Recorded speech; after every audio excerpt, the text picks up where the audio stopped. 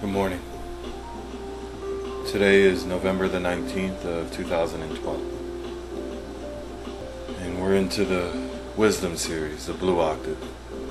The first one that we did was on functionality, part 1 of 3, which was simplicity. And in that series, we took the time to talk about how all things can be boiled down to their simplest essence. And when you can do that, when you can get the simplest possible expression of an idea or a concept, then it puts you in front of the possibilities of reconstructing it to get new complex versions of that simple idea. Naturally, today leads us into complexity. See, most of us will have realized by this point that the creation, the hologram that we're a part of, is an extremely intricate and complex one, with trillions of moving parts that integrate, interconnect, and interrelate in an extremely complex fashion. However, if you look at the nature of that interaction, it's a simple thing. It really amounts to either two things. Either it's attracted to it or it repels from it. Those are the nature of all interactions. They're at the basis of it, there's only two things you can either do. You can either move forward or move backwards. Granted, there is a third, which is neutrality, but it's not an action. It's the opposite of it. Anyway, so complexity. To get in front of the understanding of complexity, the best tool that I found for doing it is my body. My body is an extremely, and I literally mean my density vessel. It's an extremely complex, integrated system where each part interacts with the whole in order to give me a single sensation. What I mean by that is that its most basic elemental part, my body is based on a simple concept. A stem cell, a single cell organism that replicates itself, it duplicates itself with slight variations in order to make up the myriad of different cellular constructions that I have. See, it's the unawakened mind that sees a bone cell and sees it as different than a skin cell, or than a muscular cell, or a heart, or cardiovascular, or brain cell. The commonality of them is a commonality of origin, the same commonality that we share, in the simplicity of that origin. When this body was being constructed for me, it started off as 23 chromosomes within my mother's egg and 23 chromosomes within my father's sperm. Those combined to make 46 chromosomes and enough for a single stem cell. That stem cell then duplicated to 2. And then each one of those stem cells duplicated to 4. That 4 became 8. 8 became 16. From the simple understanding of each one of those individual cells, that the action that they took isn't extraordinary. What they did was, in essence, get to know who they were and then duplicate themselves outside of themselves so they could interact with the inner structure on the outside in as close a manner as possible. Once you can get to the understanding of this concept of how your body interacts with itself, how it creates itself, how it sustains itself, because those same cells are still, those same stem cells are still duplicating. They're still in the process of cultivating my body. They never stopped that process, but they never altered it either. From that simple idea of getting to know themselves and then duplicating it, they've repeated that process with small variations throughout the entire span of my existence, in every form that I've ever been in. The reason why is because they're tapping into the cosmic construction cycle. when you can learn from them, because they're sent to be your most personal tutors, literally you take a body because it makes every experience that you have the most personal possible. So the experience of getting to know your body is the most intimate fashion of getting to know existence. So once you get to know it, then you too will understand the cosmic construction pattern. And then you can start applying it to the next density level. If once you understand how it plays out with your body, then you can set up your mind to work on that same parameter. You can get it down to the most basic form of your mind, which is the single concept. That is your stem cell. The concept of the mind, the concept of reason, the concept of thought, the concept of truth. These are your stem cells. These are the most basic components with which you duplicate the constructs of your mind space. And that is a legitimate word. That your mindscape is the landscape that appears when you enter into the mind, into your mind. There are hundreds of ways that you could go about doing such a thing, hence the complexity. But what I'm going to give to you is the way that I found works the best for me, with the caveat of understanding that my particular type of interaction is wisdom based. Reason, thought, truth, substance. The blue frequencies are what come naturally to me. It's what comes naturally to my body as well. So when I'm in the process of creating a mental tapestry, a mental scape with which I can interact with, the one that's going to translate the easiest and make the most sense to me is one that is based on truth, wisdom, reason, and perception. So the first thing I did, and the first step is to get to know my mind at its simplest form.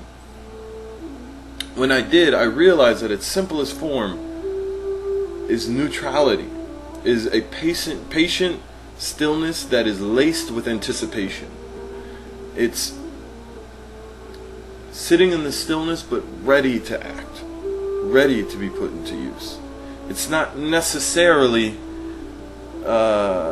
inclined to act in one way or another, to express itself, to interact in one way or another.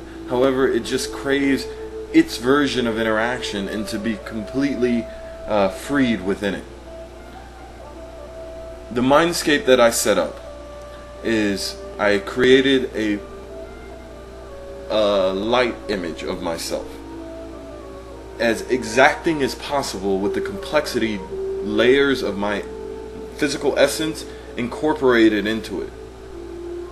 And then I went into the smallest version of my physical essence, the cell, and I exploded it outwards in symbols of light. And I mean that. They're symbols that aren't in any language and any written ruin, but they make sense to me. And each one of those symbols represents everything that made it up. And this is true of all symbols.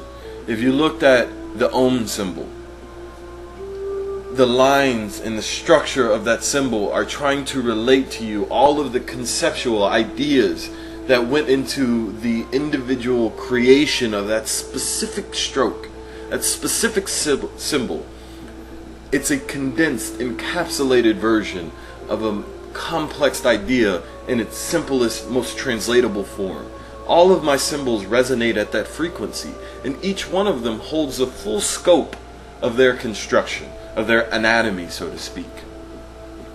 So I interact now with the symbols in my mind space in order to access the information that I have. But more than that, now when I interact with information, I see how it relates to the symbols that I've already constructed. And if it doesn't relate to any of them completely, I create a new one. And thus my mindscape grows. Thus my wisdom grows. My perspective grows. Because what I find is that when I find new concepts, new simplicity concepts that apply in my mindscape, I then back search them to the densest version, to my body, and I find that they exist in that form as well. once you have gotten to the point of creating a mindscape that interacts with you and processes your interactions, your wisdoms, your translations in the, well, language that is most natural to you, then you can begin to move outwards from the mind. So you moved inwards to the body, you established yourself in the center of your mind, and then you moved outwards to interact with the symbols that are going around that body. Then you move outwards from your physical body to interact with the symbols that are going on around you in your life. It's called the vortex pattern. Most people understand, at least if they're consciously aware, that our experiential pattern is a vortex. It's actually a torus, but that's more complex. The simple version of it is the vortex. Because we are built as harmonic cellular representations of this planet. And then our planet was built as a harmonic cellular representation of our solar system. And our solar system of our galaxy. And our galaxy of our galactic cluster, and our galactic cluster of our universe. Our universe of the multiverse, and the multiverse of the verse. All of them are different ways of expressing the same simple concept, that the construction model of all things, from the atom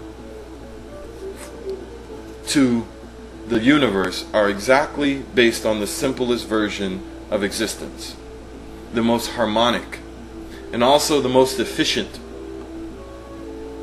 Once you understand the innate construction, the architecture of all the universe, then what happens is you become a universal architect. You become capable of shaping outside of yourself universal constructs that are in line with the overall complexity tapestry. You can tune into those things. You can be a part of them. You can live with them. And then you can create life from them. You can create enduring, lasting, energetic constructs that are based on the truth of the world. So they need not compete for their existence. Instead, their existence in it is enhanced by the nature of what is. This brings us to a totality concept. The reason why I came here specifically is because in this lifetime I'm being given an opportunity to, or rather I crafted, through my universal architecture crafting capability, I crafted a lifetime that would give me the chance to extend past the complexity densities that exist at current to create another. There is a third. There is another version of complexity existence that is possible within the current complexity construction. It was allotted for when the initial outburst of self and others came along, when the initial outburst of feminine and masculine came along. Between them exists a space. It is a small, as far as time distance goes, it's a small space. An avenue, though, that is steeped in the infinite vastness of the void itself. So the amount of area that it occupies is irrelevant to how much can actually go into that space, how many things can fit into that existent area. What I'm saying is this: by aligning with the totality resonance, you become capable of then drawing from the most beneficial and architecturally sound facets of the path of self, and the benefits in the most architecturally sound facets of the path of others, combining them in a new way so they interact with each other in a harmonious fashion, and then creating into the void a new sound, a new light, a new structure for existence, a new way of interacting. This is how we evolve. This is how we've evolved up to this point. The simplicity of it is, we exist, we get to know our existence, we elevate to the potential, the actual absolute pinnacle of our existence, and then we postulate as to what could exist beyond that, and we strive for it. Reach with me. We are all ready. I love you.